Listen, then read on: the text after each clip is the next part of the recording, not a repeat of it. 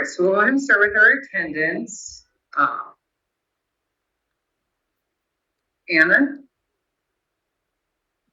Anna Burton here. We have to call the meeting to order. Oh, I'm so sorry. This is my first time. All right, so opening items. So first I would like to call the board meeting of Pullman Community Montessori to order at 5:30 p.m. And we shall now start our attendance. Anna Burton. Present. Chris Albano. Present. Alan McPhee. Present. Robin McDonald, present. Aubrey Guyton is not here. And then Bev.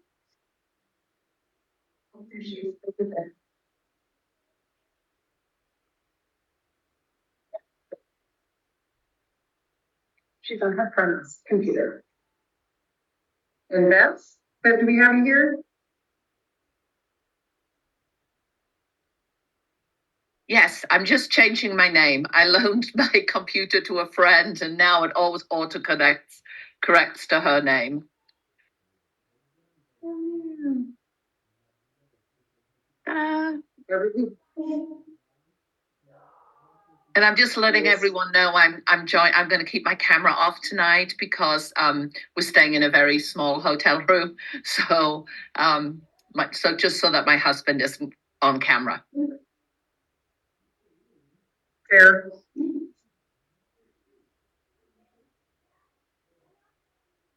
All right, so first let's approve the minutes from the February 9th meeting.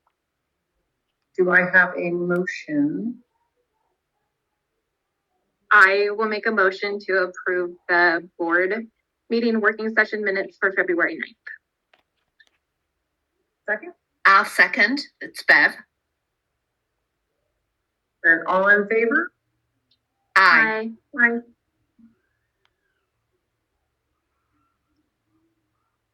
And the motion passes.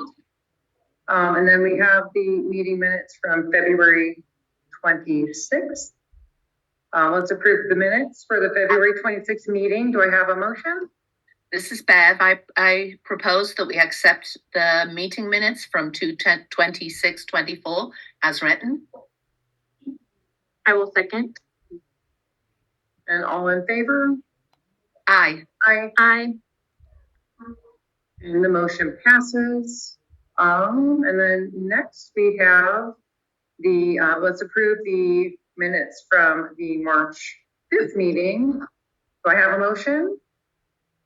I propose that we accept the meeting minutes from 3/5/24 as presented. It's Bev. I'll second. And then all in favor? Aye. Aye. The motion passes. And then lastly, we'll approve the minutes from March 14th working meeting. I'd Do I like have to. a motion? Before we propose that, I think there needs to be a correction. I think Aubrey abstained from voting on the approving the teacher of record for the older elementary. And it's her vote was recorded as approved, but I'm almost certain she abstained. Okay. So how do I go back? Bev. So with that correction, I would like to propose that we accept the minutes from 3/14/24 with the one correction as noted. A second. And then all in favor? Aye. Aye. Aye. All right, the motion passes. And next we have board position updates. We are sad to announce that we have received a notice of resignation from our board treasurer, Aubrey Guyton. We'd like to thank Aubrey for her service. She's been an important part of PCM's growth in its early years. She's always asking questions with an informed school leader and operational leader's eye. We appreciate how she has set us up with a strong financial successor in Alan, and wish her all the best. So with that, would we have a motion? This is Bev. I propose that we accept the resignation of Aubrey Guyton, and that we appoint Alan McPhee as our new treasurer beginning this evening. I will second that. Okay, do we have any discussion around that? Like screening things to do that for us, Alan. You're asking me, yes. Thank you. Excellent. Yes. This is Bev. I'd also like to send my thanks to Aubrey. I really enjoyed serving with her on the board over these years. And also, I'd like to thank Alan for stepping up as he's a new board member. But I know he's been really digging into the budget and attending finance committee meetings. So I just think he will be a really good treasurer. Excellent. So I believe Beverly, you had the motion, and Anna, you seconded. Correct. All in favor? Aye. Aye. I'm The vote passes. And then Bev, I believe it has you doing the public comment section. Do you have that, or do you want me to take it? No, I can take it, but I also just wanted to add that I will send a notification as in my role as secretary to the commission of those two changes to our board composition. I'll do that after the meeting. And now we're going to move on to public comment. I just checked right before joining the meeting, we did not have any requests for public testimony in the board at mypcm.org email.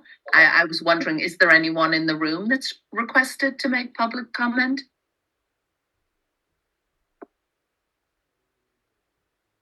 No, we're good.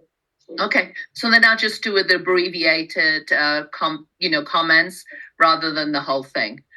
So I just wanted to say welcome. If you'd like to make public comment, you will be called on in the order you logged in and arrived. We generally allow 5 minutes for presentation of personal comments, questions, concerns, and grievances. Our PCM grievance and conflict resolution policy and procedures is linked into the agenda. It's on our website, but that's a quick and easy way to find it, is just going through the agenda. Public comment should be shared with the board in writing in advance of the board meeting for us to better address your consideration. And you can do that by emailing board@mypcm.org, or you could submit in paper form to the PCM office in the Gladish Community and Cultural Centre. And you should receive confirmation of receipt of your written statements within 48 hours of submission. We do hold space for making public comments at all of our regular board meetings. So unless there's anyone asking to make public testimony, we're ready to move on. All right, on to the leaders team update and compliance check-in. Per PCM's charter school contract with the commission, which is linked in, PCM trustees should regularly review the statement of assurances to ensure we are fulfilling our obligations to the contract.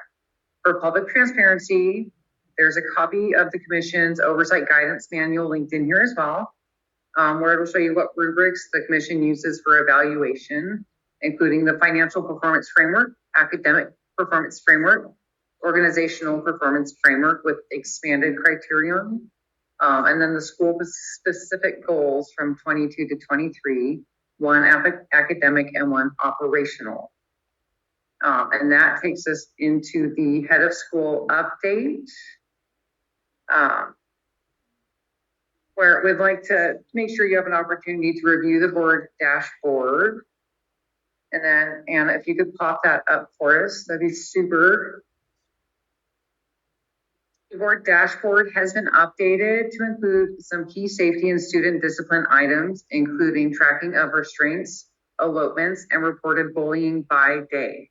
The commission and board both have access to the board dashboard and the safety tracker. This is an important tool for us to monitor any concerning elopement patterns and potential overuse of restraint, so the staff can continuously improve its management and de-escalation practices. I would like to note that our enrollment has gone up slightly to 90 students as of the beginning of this week, which is, it's nice that we're starting to level out once again. And the head of school will not be available at this board meeting to provide the report. So if you want to take time to go through this and just review the new tabs, and if you could kind of give us a click through some of those safety tabs. It just gives you a chance to look. There's some links that will link you into the trackers, and it's going to explain more on there about what you're looking at. Which But ones this do you is want me to something show, Robin? If you could show, there's the elopements. It's the This one that opens The in a different restraints. document? it should be that link, I believe. That's right. Is that the link for the elopements? That's right. Yeah, let's pop that in.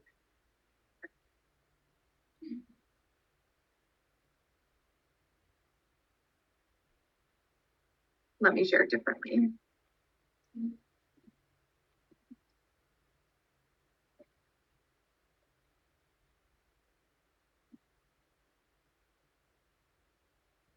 So this just kind of gives everyone a broad overview of incidents in the school. And this is something that people who are attending our board meetings could also go in and check out. This is what the commission will be looking at, and this is what we are reporting to them. In our efforts to be as transparent as possible. And then if anyone has questions about this, they're welcome to contact the school or send an email to the board@mypcm.org or any of us individually, and we can definitely address those questions. Thank you, Anna. Okay. All right, then next to board goals, committee and council updates. So I know the individual board member reports has been postponed until the April meeting, at which point each trustee will briefly present on their progress towards individual goals and tasks. And then additionally may report observations, feedback, or questions gathered since the last meeting. So we're going to start that in April. And then we have the leadership support and evaluation committee report from Bev, which it says is currently inactive. Is that accurate, Bev? No, so we have been meeting weekly with the head of school, and so we being me, and Robin has joined in too recently, and sharing with the full board just a brief summary of what we've been discussing. And in April, we'll begin the this year's evaluation process. And as results will come in, we will share the reports with everyone. And then also the Educational Excellence Committee, it says it's under formation. Do you know when we'll be able to look forward to that? So I did discuss this with the head of school, and that with Jill being gone on extended medical leave, and with Layla being on administrative leave, it's really been challenging for us to schedule meetings to do this. So what the Educational Excellence Committee is suggesting is that we ask the head of school to include educational data in part of the reports on a regular basis. So she hasn't been able to do it this evening because she's not present, but does plan to do so. Excellent, thank you. And then we have the Support and Coordination Council report presented by Amber and or Kimberly. Here. And the specialized purpose of the SCT is to create a community support network, ensure a two-way flow of information on needs and information between the school and families. Will play a pivotal role in coordinating resources, sharing information, and streamlining advocacy for PCM.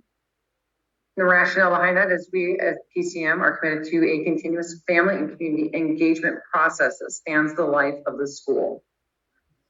Thank you so much, Amber and Kimberly.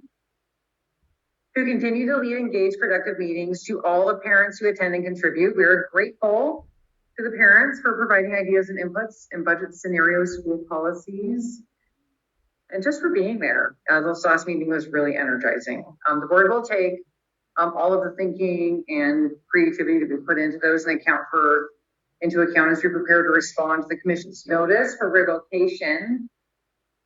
We still have not received this official notice, and the 30-day response period has not yet begun. Amber, Kim. Great. Hello, I am Amber Cummins. This is Kimberly Casper, and so we are co-chairing the SCC. And the main thing that we want to say here from the SCC is thank you to the board.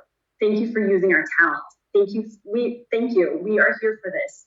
We continue to have a strong engagement from the parents, from the staff, and the community. I stood up less than 2 months ago to get this off the ground, and now we are growing and we are organized. And we are currently holding our first elections for a full board of officers.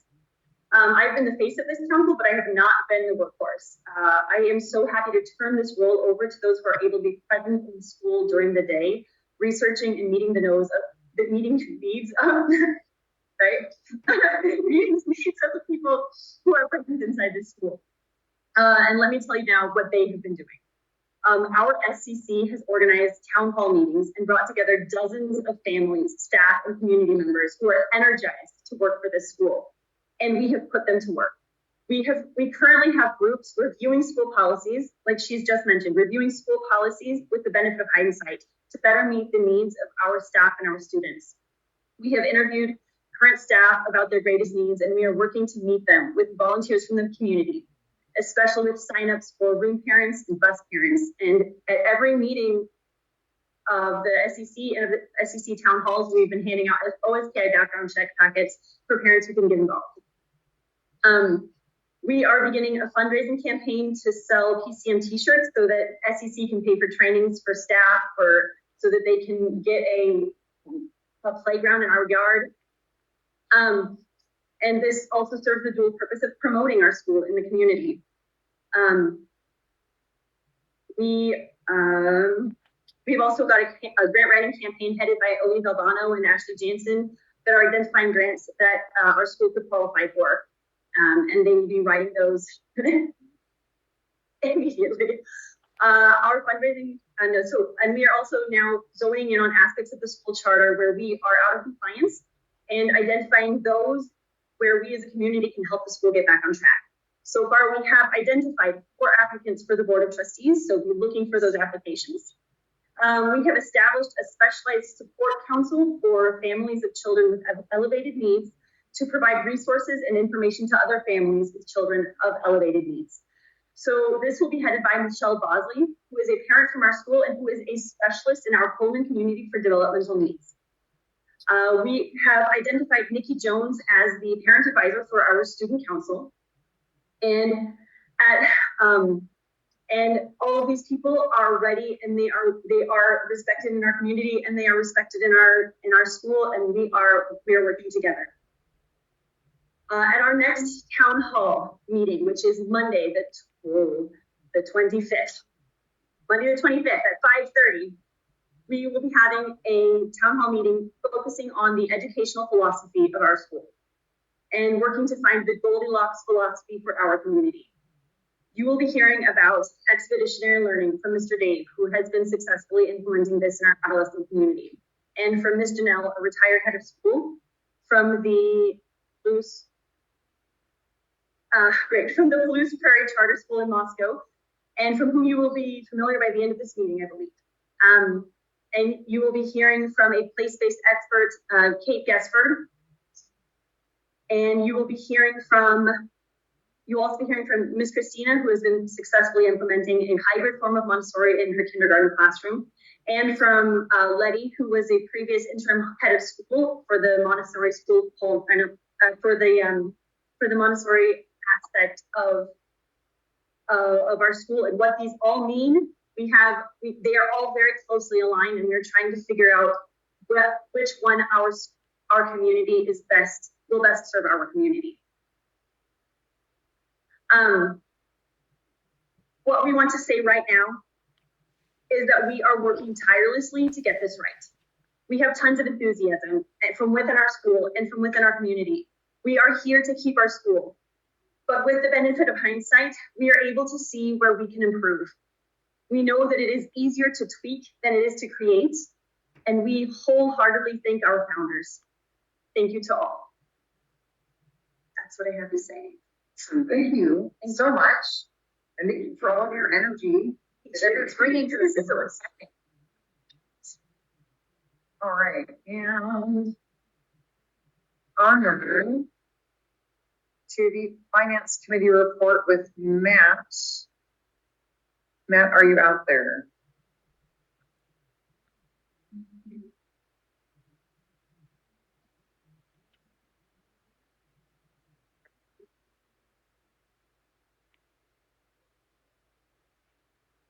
Right.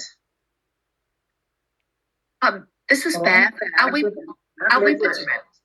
we potentially ahead of schedule? And so maybe he hasn't joined us yet because we didn't have public testimony. Possibly. So I'm gonna reach out to him and see if he is available because he's on East Coast time. So, you know.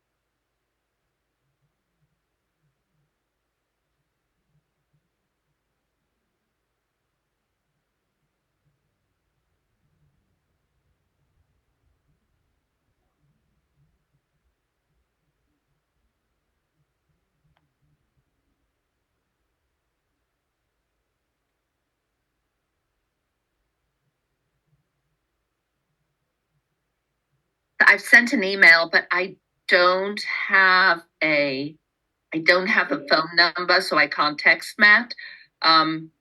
So is it possible that we could, while we're waiting for a reply, we could move on to another item? We have to vote to move on to another. Mm-hmm. Could we have a motion for that? So what's that again? To move on without Matt pending his injuries. Okay, so move. Next seconds. Then we have a vote to move on without Matt since he is not here yet, and then come back to this when he's available. Moving on to the 5-year budget. So will we be moving on to the board update on the response to the commission? I think that's the next thing. Okay. So can I have a motion to move on to the board update on response to the commission? I move on to the board update to response on the response to the commission. And a second? I second that. All in favor? Aye. All right. So board update on response to the commission. The trustees will review the responses to the commission. And it will provide updates on where we are in the process. So attached are the responses from the commission. Yesterday, the board submitted 2 responses to the commission. one with follow-up student safety data, and the second with information about additional safety reviews and planning that the school is undertaking. We are awaiting whether the commission requires any additional information about those responses. Again, as I mentioned, we're still awaiting official notice on the initiation of the revocation process. The 30-day window in which to respond has not begun. The board is committed to holding bi-weekly meetings for the remainder of the school year to provide updates and how parents can continue to engage in the proceedings. We have developed an alternating weekly schedule with the SCC to create predictability for families about each group's meetings. You will soon see these dates posted on the website. It is really important that we stay coordinated in all of our efforts to make sure we're not duplicating or working at cross purposes. I will continue to have regular check-in with our leaders from the SCC to help with this. As part of this process and to align with the requirements of third-party investigation process, trustees will secure an interim head of school to ensure appropriate coverage during the investigation process. The trustees will review and vote on the contract with defined scope of work with the interim candidate, Janelle Brannon. Ms. Brannon reached out to the school to offer support, and we are delighted to welcome her expertise. Have you had a chance to review her documents that were attached in here? Sorry, So she is a former charter school principal of an experiential learning charter school in Idaho, a former Title I director, and a former special education director. She brings extensive relevant experience to PCM and the challenges we're facing. She'll be working in an interim leadership capacity for the duration of that time that the current head of school is on. Would you like a chance to review those documents at this time? no, what you just said, it might have. And she also comes highly recommended from one of our own staff, Dave, who is a leader in the adolescent community, who has actually worked with her in the past.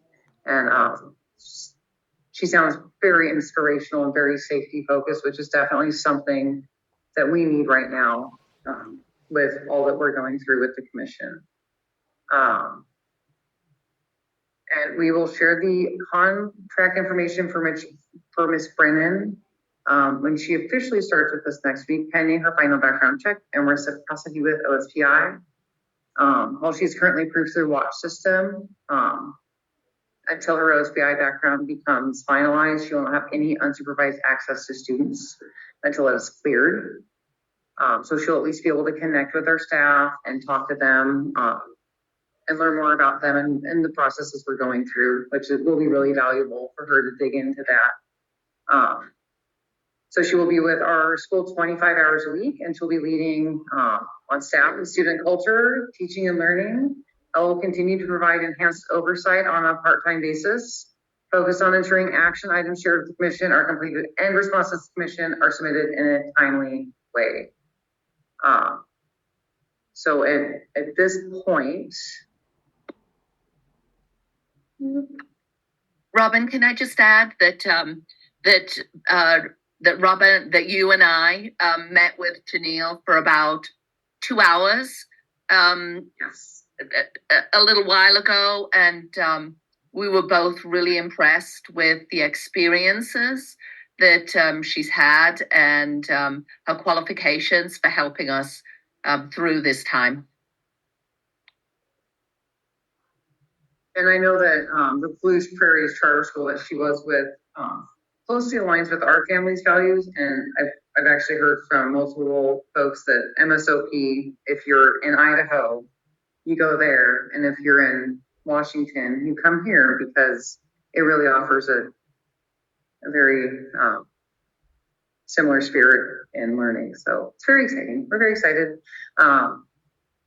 So on that note, could we also just inform people who are here? Sorry, I'm sorry to interrupt. I didn't mean to. It's a slight lag, so I'm sorry. Also, I'm sure there'll be people here knowing that we're, on a tight budget right now, may want to know how we are paying for the services of an interim head of school? Yes, and we are actually receiving assistance for this through our Law Charters partners. So they will help us in supporting bringing this interim service in for the leave of our for the administrative leave process for the investigation. So they will be providing that support for us, which is also very exciting. They've been very important partners in this process, and so it's really great to have them support us at this time. I guess on that note, are there any other questions, Anna, Alan, Chris? Beverly just after Brown. Thank you. Here, same.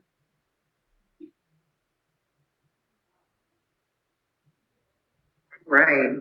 So would I have a motion for Janelle Brandon to become our interim head of school? We move to have Janelle Branson become our interim head of school. All in favor? Right? Aye. Aye. And the motion passes. And then I see that Matt entered. Yes. Yeah, he just responded that he was joining. Thank you so much, Matt. I know it's late. You're welcome. Sorry for being late.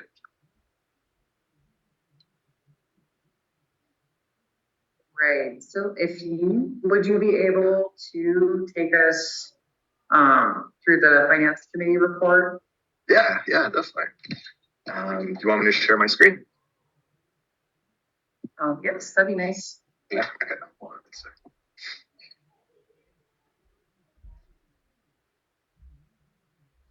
Let's start a bit. So we'll be reviewing February. We are 50% through the fiscal year and 61% through the school year. Just about to share right now. So this is the dashboard. Let me know. I never saw Aubrey present this, so if I forget to mention something or if there's something she usually covers that I'm forgetting, please let me know. So first up on the dashboard is enrollment. Enrollment in February was 107. We know that March was down to 89.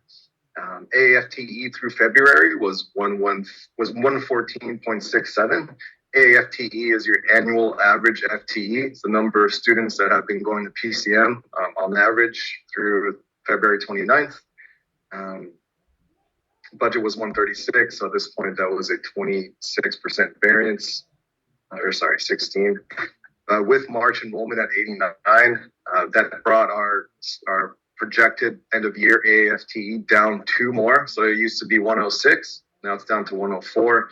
That led to another drop in state revenues of about 30,000, fortunately. And that leads into the public revenue, the second line. So we're at 40% received compared to the budget. And we'll never hit, shouldn't be the new one. We won't hit 100% due to the enrollment loss. It's just how it is since we budgeted for more than that. I do realize that we passed a revised budget, and I did update this dashboard on the expense side, but I forgot the public revenue side. But that's okay. At the end of the day, we received all the state funds that we are entitled to based on our enrollment. On private revenue, we've received all expected grant payments. We received the final $51,000 payment from Law Charters. I did have to reduce the forecast for local donations. The yearly goal, the budgeted goal was 25,000. The actual through February was only 471. So since February was the end of Q2, I updated PCM's forecast, and I did bring that down materially, unfortunately. But that could always materialize, and at that point, it would be a surplus to the budget. Expenditures to date. So right now, we're at 58% of our revised budget. The goal would be 50% based on where we are in the fiscal year. I'd say our actuals, our actual spending so far includes some things that have been cut from the budget. That's kind of weird to say, but let's say we had a position that has been cut. Those expenses are in the budget, and that cost is in the forecast as well in the revised budget. But at this point, it's the actual and the budget are equal to each other, so that's 100%. So all these little cuts that we've made are driving up that 58%. So that's why it's not near 50. But also, based on revenue, there just weren't enough cuts that we could make to get the budget back where we would want it to be, strictly financially speaking. That said, the cuts that were made and cash on hand now, we believe we can make it through the fiscal year, and we have a plan for it too. Cash on hand at the end of February was $152,000. That's about 21 days of operations. The goal is 60. It's hard it's almost impossible to have 60 days of cash throughout a whole fiscal year. But that's the goal for the end of the year, and for a more robust organization, financially robust, they would have 60 days of cash at different points during the fiscal year. Fortunately, PCM right now is projected to end at about 28 days. And that was when we've put this together. At this point, a few other things have happened. Well, the projection is a bit lower. There were a few material variants. Actually, there's only one so far. We define materiality as a 10% variance and $10,000 above or below budget. At this point, there is only one that hits that meets both criteria: the accrual of the private foundation grants. The cash has always been the same, like the cash received and whatnot. The variance only had to do with accounting accrual. So that's good. There are a few other lines that are getting close to being materially over budget. So tech support is at $7,600. Let's see that is legal costs at $8,700, and classroom supplies at $83, along with office expenses up there as well. Overall, though, cuts to the original budget were about $220,000. The majority of that is in staffing, although a few other budget lines have come down materially as well. And lastly, there's the current fiscal year count of missing documentation is at 30,000. Those are invoices that we've paid for the school or that are sitting in our accounting system that the school has provided documentation for. But the school has the documentation. They just haven't had the time to get it over to JGP and our accounting team. So, do you know what the 30,000 is? Like, do you know what buckets it falls in, and you just haven't seen the documentation, or is that still unclassified, I guess?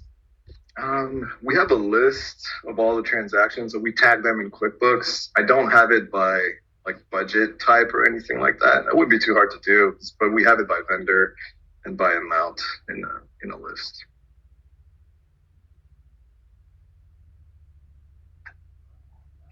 And then do you know if that's something that the school is working on? Like, is there a timeline? Is that something that we anticipate seeing in the future, or is that within allowable variance? I'd say that variance is probably too high. A lot of the documentation lives with Layla. So. Some of those, but is this unusually hard?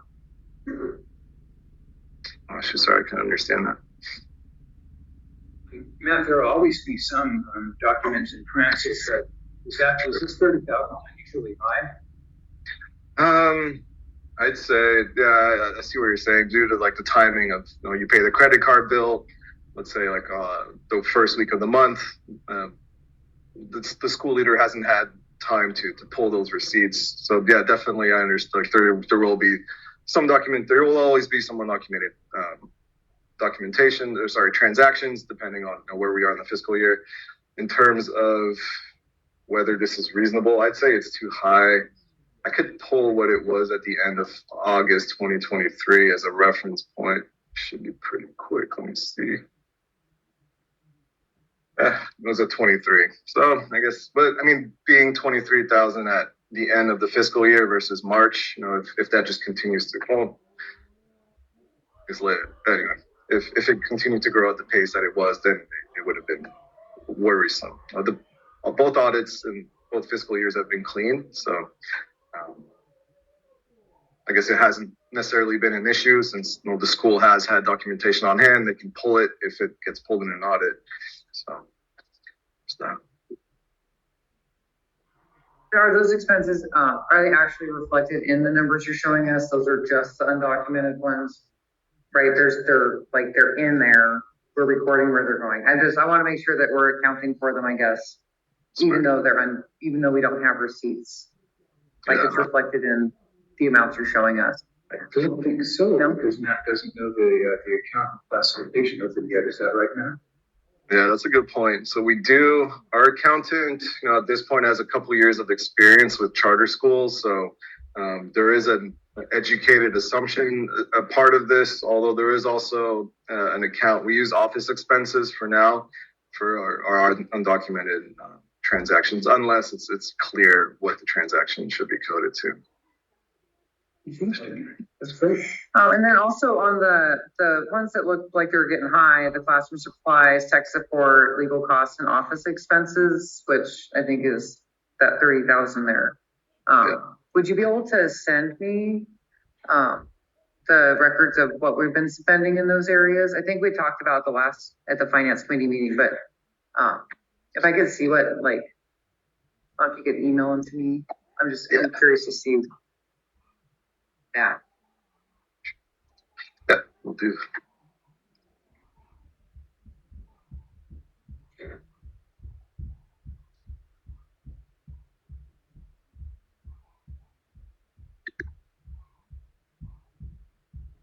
Awesome. Thank you. Oh, you can see me typing that. Huh? Thanks. Perfect. All right. Well, thank you, Matt. Did anyone else have questions? All righty. Well, thank you. We're going to move on to the 5-year budget scenario. The board's still working to understand from the commission what model overhaul is possible, if any, and what the steps for charter contract amendments are and by what timeline. We had discussed that today when we spoke with them. And there weren't really any answers readily available, but we will be discussing that further at our next meeting. These are key inputs for a viable budget. And we did have a good conversation today about the current state of cash flow and potential budget scenarios for next year, including funding gaps that we need to fill. And as far as next steps, I think it's really just a matter of they're going to share what we gave them today in our meeting, and then we will discuss it further. And that's really as far as we got. I know Jessica is out for the week, and really there wasn't any way to make any decisions. It was just conversation. So at this time, it's still being worked on. So at this time, there's no 5-year budget to vote on. No, I know Layla was interested in at least showing the model, but I don't know if that's not productive. Then I totally understand, and we can skip that. Would you be able to speak to it? I mean, at a financial level, yeah. To an academic program level, unfortunately, I can't. I know I heard place-based learning a few times, so it's possible that's what this model is based on. But unfortunately, for now, I can only really speak to the financials. So if that's not productive, I understand. Yeah. I would say we should probably wait until we have more insight from the educational piece, because without that, the numbers wouldn't have as much meaning. True. We know we're spending money, but we don't know why or who. Okay, fair enough. All right, yeah, that's totally understandable. And if you're interested in like what Layla was putting together, actually, I don't know if you're allowed to interact with her, but sorry, I guess I don't know where to go with that. Bev, do you think that we could kind of share that and you can walk us through some of the budget side of it, and then what do you feel? Were you asking? I'm sorry. Was that a question directly to me? I was wondering. So Matt says you can walk through like the financial aspect of a model we're looking at, but we don't have insight as to the model itself. I would at least like an introduction, because I know for myself, when I'm looking at budgets and finances, I need time between when it's initially presented to even formulate questions. So just having like a high picture overview would help me. So I would be in favor of a high level overview, with the understanding that we don't know, we're not really talking about the educational components of it. And you're right, we have been talking, families I've been hearing and talking about leaning more heavily into a place-based education part of the program, because that is already part of our contract. And we also have people already on staff who have expertise in that area. And I think the educational part of it will be able to focus on a little bit more after you mentioned earlier, Robin, in the board meeting, that there are going to be presentations that are being made by staff members on different parts of the educational component, like Montessori in the kindergarten, place-based learning, Montessori aligned. So yeah, just high level financials would be great for me. Yeah. Sure, yeah, let's do it.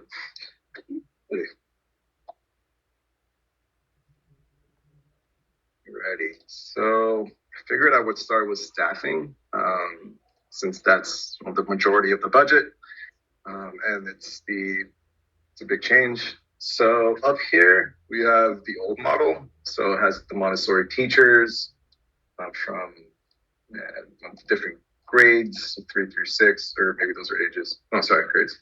Not ages. And then classroom assistants below. So there is a material amount of classroom assistants. The new model, so far at least, as drafted, was very early in the stages. There's teachers, so it keeps the ranges. So there's a kindergarten teacher, and then YE. So I know that's younger elementary, older elementary, and then adolescent. I'm not sure how to pronounce that word. And there's only one IA, it looks like, for kindergarten. So there's also a classroom interventionist, but that's not until 25, 26. It'll be the school year after the next one. The SPED team stayed the same. There's the director. There's a teacher, but that's not until 26, 27. And then there's 2 SPED IAs as well. So the SPED IAs, I think, are the same amount, but only one. So the big change is no longer having the 1-to-1 teacher to IA, or even 2-to-1, I think was the original goal. So, there's a school counselor that's budgeted. And then on the admin side, it's like the head of school role was changed to a principal. There's still, and then this used to be a Montessori coach. So it looks like that's been changed to a vice principal. Then the rest of the operations staff is the same. So office support, operations manager, 2 food employees, and a bus driver. So that's the big change in staffing, at least that Layla has thought up. Here we have a very high level. See, there's a lot of numbers. Let me zoom in so it's not too distracting. So here we have, this is the big important part is your ending cash. Net income is also one of the big markers of how healthy, how sustainable your budget is for the year. So as proposed right now, it is a $239,000 net income loss. That means there's more expenses than revenues. And this is kind of what we are talking about today with Robin and the commission, that we would recommend about $500,000 of a private cash infusion to end 23-24 in the positive, and then end 24-25 with at least 30 days cash. And you can see this was also discussed during the meeting. What happens once the 9th grade is added in 25-26? Now you can see that net income jumps to $678,000. So there's a special fund. There's a funding stream that gets activated with a small 9th grade. So that's the route. That's the route to sustainability that PCM has chosen, or at least in this draft that Layla has put together. So yeah, and to put in perspective with the old model, this number here for 30 days is about double. So then the cash infusion need is about $900,000 compared to the $500 that we would recommend for this model. So the costs have come down a lot on the staffing side, but still overall expensive budget compared to the enrollment, and that's shown in the negative net income. But if we can find, if we can get the Gates and Watt charters on board, and for that cash infusion, then there is at least a pathway to sustainability. Where are those enrollment numbers? The forecasted enrollment, do we know what formula or information is used for those? Enrollment is at 132. So right now, so the 104 for this year is based on the AAFTE on the average. Let me zoom in. I just realized that's very tiny. Sorry about that. Here you go. So there's 24-25. So it's 114. I know right now we're at about 91 in March, or 90. So that's a 24 student growth. So yeah, whether these numbers are reasonable will be a big determinant in on what kind of staffing the school can afford next year. If you can go higher, obviously that would be beneficial. Do you know if we've looked at like different increases to class size? That has never really been modeled. I mean, at capacity, it looks like the model called for about 30 to 24 to 38 per class, per grade, sorry, not per class. And then the 9th grade, that's just on track, right? It's not like we're adding 9th grade. That was our scheduled year to add it, if I remember correctly. Yeah, that's always been in the application, in the budget, everything like that. Okay. Cool. Whatever, very, very basically, she speaks to that. That's an excellent question. I think with adding 9th grade, that would be having students with a need for it, and then having a curriculum and teachers who can teach it. Do you know what steps are needed once we get to that point to add it? Like, what does that look like? Ooh, to expand the grade, that's a good question. It hasn't necessarily been my area of focus. No, I have been involved in those discussions in the past. I know you have to get your courses approved. Curriculum is always, that can be something that can be purchased or created. I'm sure there's many free resources as well. And hiring teachers, that happens, around March through May, and it can happen later as well. So you would hire, your teachers you would send your offer letter starting now. Your teachers would start sometime in August before school starts. Get them ramped up for the curriculum you've chosen, for the classes you've chosen. And this is all, I don't want to say like this is all definitive. You know, this is kind of like me watching from the peripherals, what I've noticed in the past. So. Is there added cost when you add a grade level, like as far as like adding the curriculum and like what does that look like?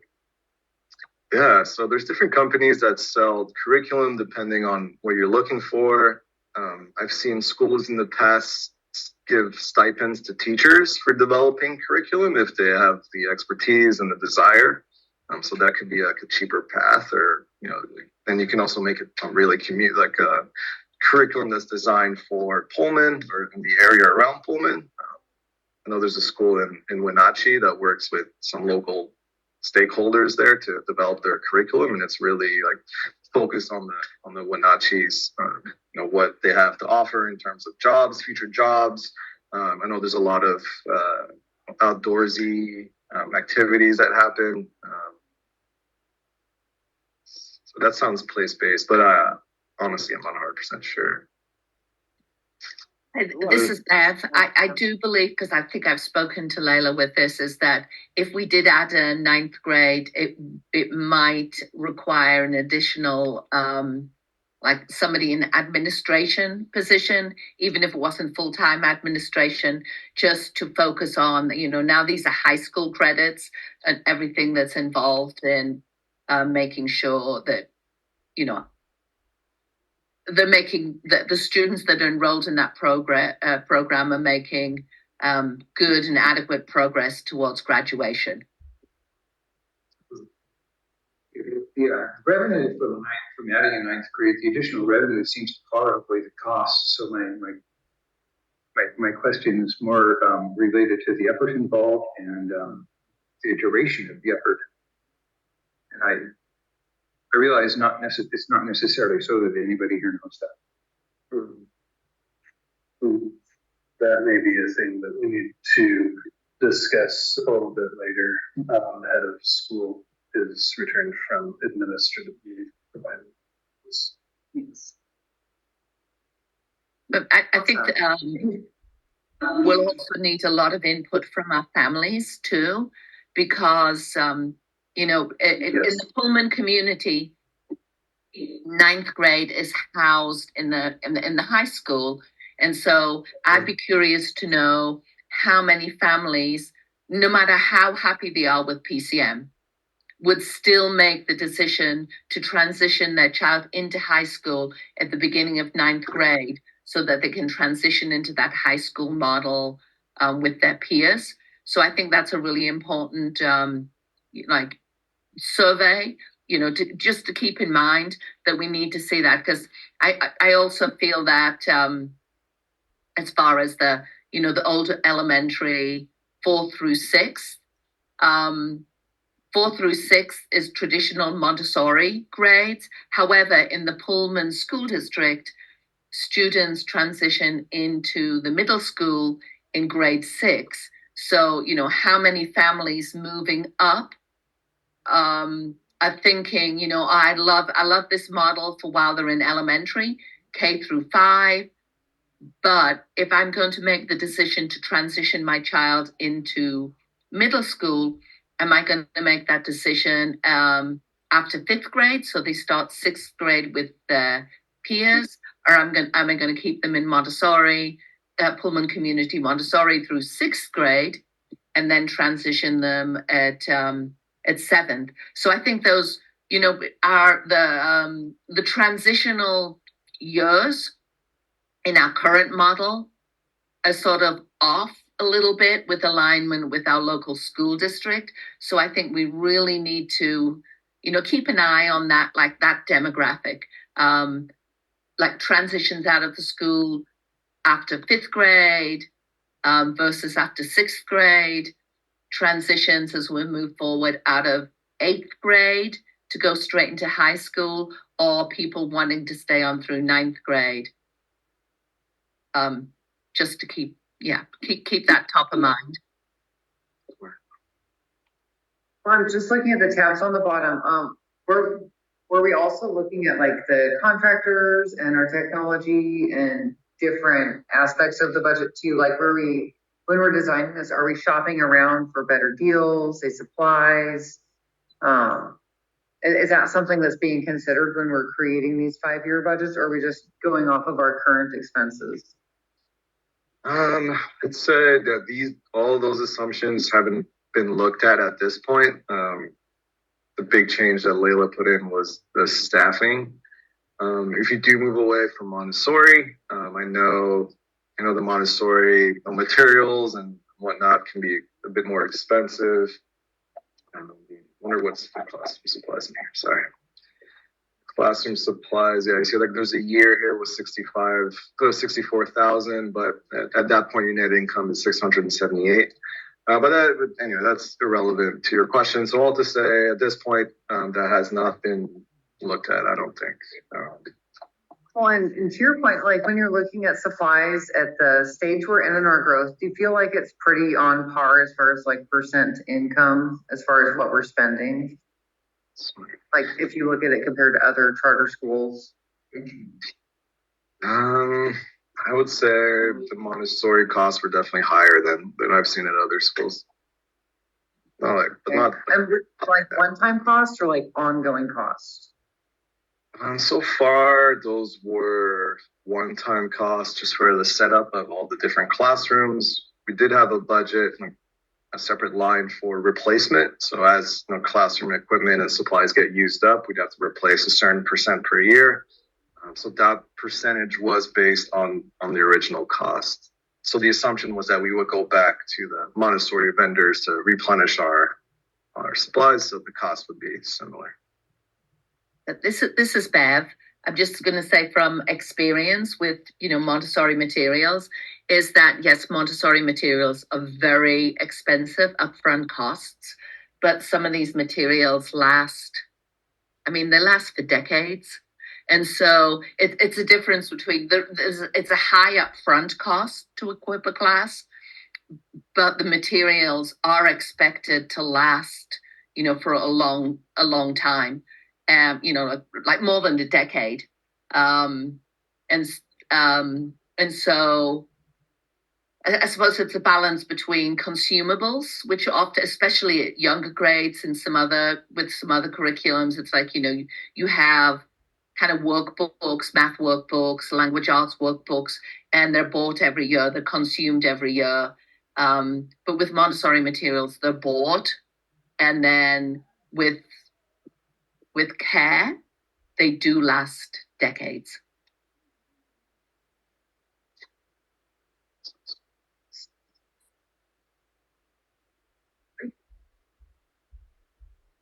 Thank you.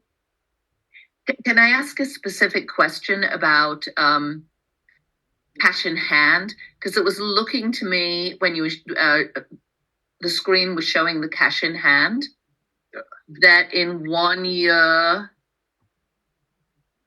I think it was either the 24-25 or one of the years, the cash in hand. Oh, yes, it's here. The cash in hand for, it goes down to, it looks like 19 days cash in hand. This looks like it's going to be, sorry, I can't see the top of the screen. It's 25-26. Is that correct?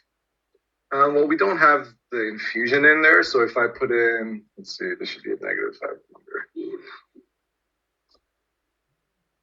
So you see, if we put in the recommended infusion amount, the 500K, then that goes away. Oh, okay. Yeah, sorry about that. I get that. I get that now. Thank you for clearing that up. Yeah, no, good question.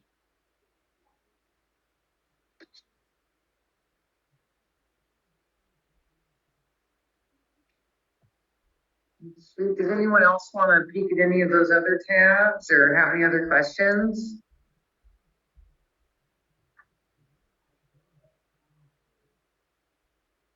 I was just going to say, Matt, I liked, thank you for that high level presentation.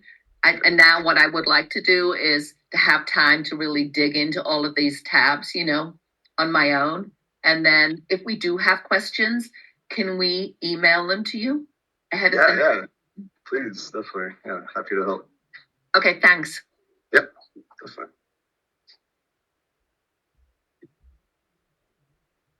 I think someone was asking if there's anything else I wanted to point out. I think it's important. One piece is the rent. The rent is a bit expensive based on like other schools and our sustainability markers, and we'd like to see something about around $1,000 per student. Gladish has worked with us though and given rent deferrals to help lower that cost, so that's helpful. You can see that. See rent down here is $1,900 per student.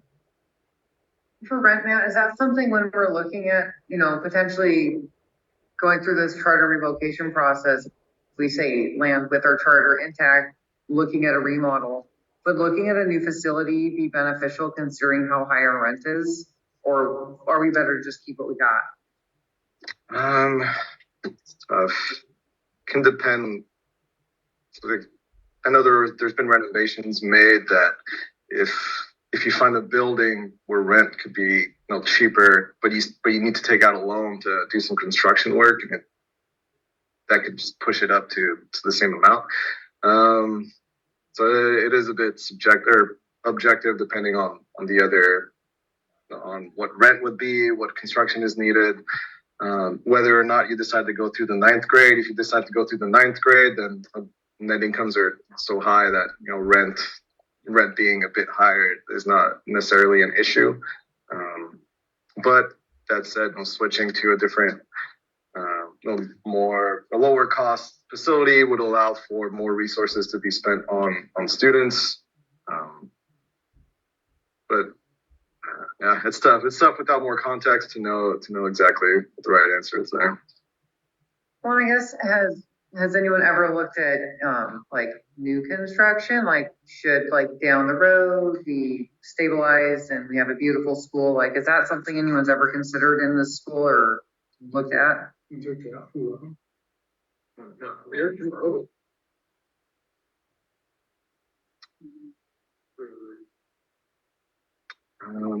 would that address some of the safety concerns too?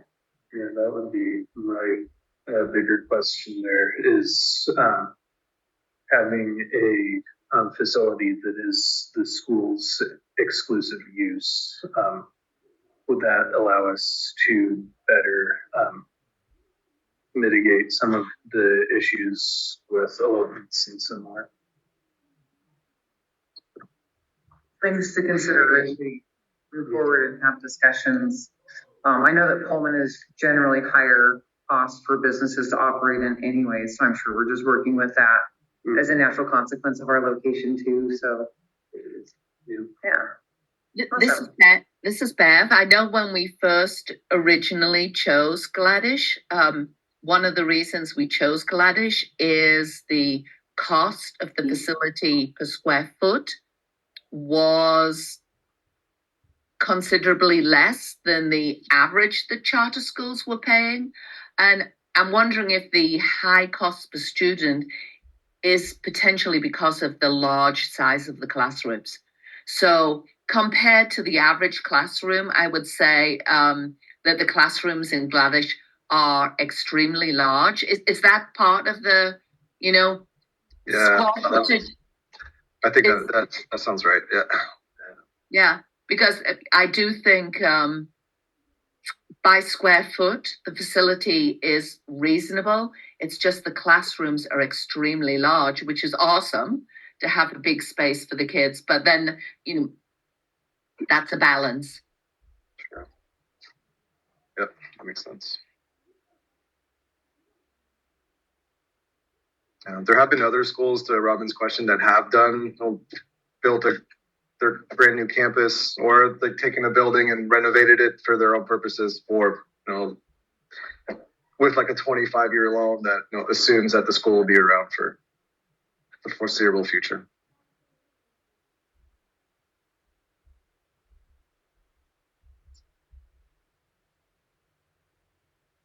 Awesome. All righty. And was there anything else for Matt? Anna, did you have any questions? No, I'm good. I appreciate the overview. Alan? Sorry, Anna. Matt, is this model that we see, I've spent quite a bit of time in it in the last week, is it something that's standard or common through charter schools in Washington? And is this Excel model shared with the commission? Sorry, what was the last part? Is this Excel file shared with the commission? Oh, I think the commission has seen it. They have, we report to them quarterly in a different format, like the format that they prescribe. That's just for charter schools that are sponsored by the commission or authorized by the commission. Other school districts, I'm not 100% sure how they budget. They use, there's a specific piece of software called Cumulative or Skyward that school districts typically use. I haven't heard great things about it. Like I would not want to learn it. I would not take a job that like at an ESD where I would have to work with it. I haven't heard great things. I have used it a bit and it's not great. But I think I think, and I'm not 100% sure, that they do their budgeting in that software.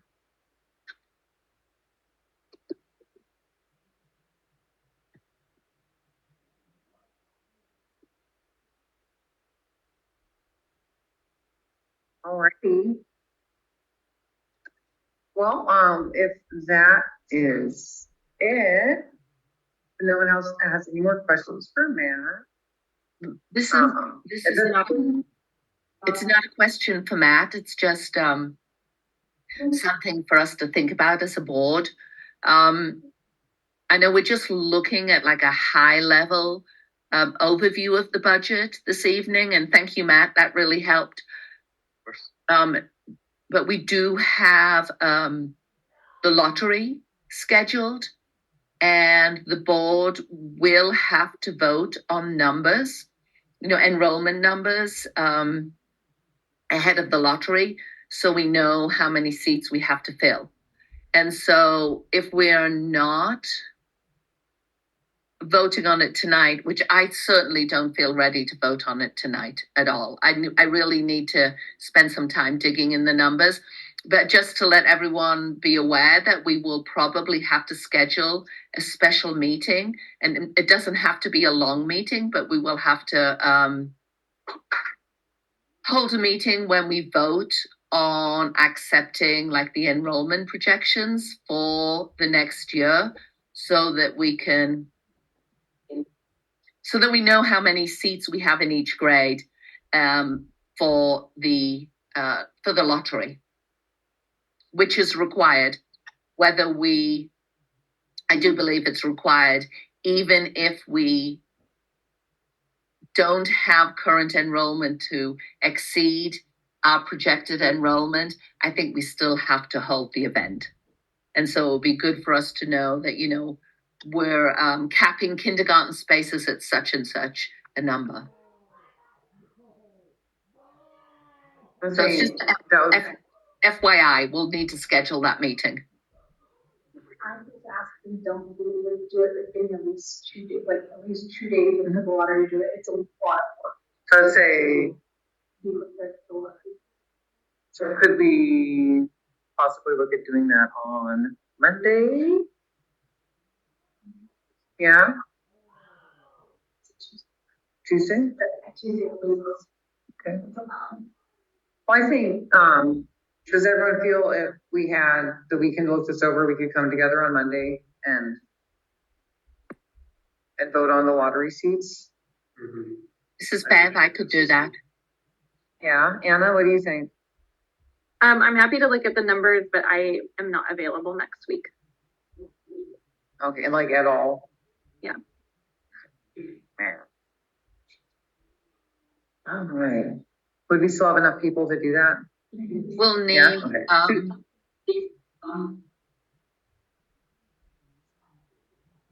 So for quorum, so we're down to 5 members. So for quorum, we'll need 3. So as long as we have 3, we'll be in quorum. So I could commit to attending. Awesome. All right. So let's do that. We'll Monday, special meeting 5:15, and I'll work with Ezra. We'll get that posted. Yeah, awesome. Okay. And Anna, if you look in the numbers and you have any questions or just want to, I'm not saying we're voting for you, but if you just want to send us, send at least one of us a message like, hey, I'm in support of this, we'll make sure that that gets sort of, your thoughts get sort of included as well. Okay, that sounds good.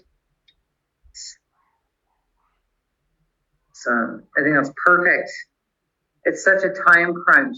I just pulled up my calendar like, we gotta get in there. Okay, so, Bev, do we need to vote on that, or can we just all be in agreement that we're gonna do that on Monday?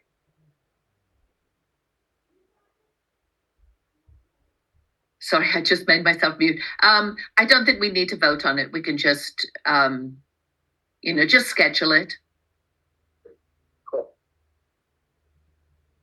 Okay. And I think our next item was review of the annual performance report. I think at this time there's not enough information, and that we will be postponing this until our next meeting. Bev, what do you think? Yeah, could we possibly do that on Monday and just say Monday? Yeah. Because I know that right up until the wire, and I apologize for this, but we've had so many very time sensitive deadlines. Like we've had to respond to the commission within 5 days. We've had to respond to the commission within 7 days. We've had a lot of work to do that's taken the highest priority. So some of the tasks we just haven't had the time to complete.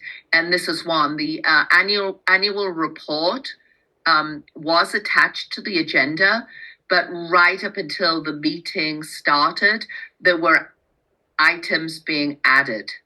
And so as a board member, if you hadn't had a chance to look at that right before our board meeting, you weren't able to see the most up-to-date model because financials were being added like right before we started our board meeting. So if possible, I think it would, and we might have to vote on this just to postpone it to Monday. So that way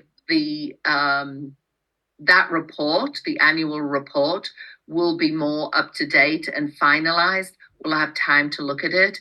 And then because we are expected to vote on that. And so I would not be comfortable voting on it right now because I haven't had a chance because we were traveling to see the most final version. I literally haven't had a chance to look at it beyond the first submission minus the financials. Like I saw half of it, but I haven't seen the big version. I do have one quick question. When is our deadline when we have to have this report released? We already missed the deadline for this. This is one of the compliance pieces this is actually the compliance piece that is most overdue. I think it was due in October of last year. So it is the most out of compliance piece that we have. So at this point, I don't think postponing between Thursday and Monday will really make much difference. We were late. If we agree and vote on it on Monday, we're going to be late. We'd be late this evening too. And I think it would just make more sense for us to have the time to look at it and review it on our own, and then have time to discuss it after we've reviewed it before putting it to a vote. So at this moment, I'm going to propose that we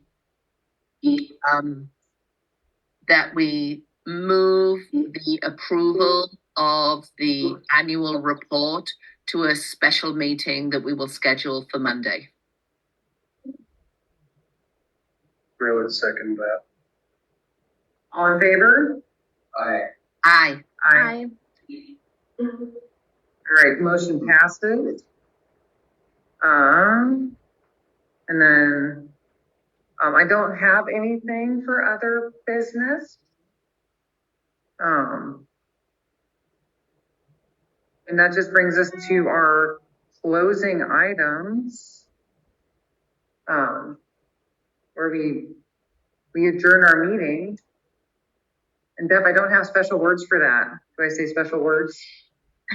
No, but I would just like to say you did an awesome job this evening of chairing your first meeting. So I just want to give you a round of applause. That was a great meeting. We stayed on time. We discussed some big stuff. So thank you. I'm so glad you stepped in that position. And yes, no, you just have to say good night. And I'm adjourning the meeting. Do I have to say a time? Oh, yes. Yeah. All right. I would like to say thank you all for attending and thank you for SDC partners and Nat and all of our new board members. And we will adjourn our board meeting at 6:50 p.m. this fabulous Thursday night. Thank you. Thank you. Good night.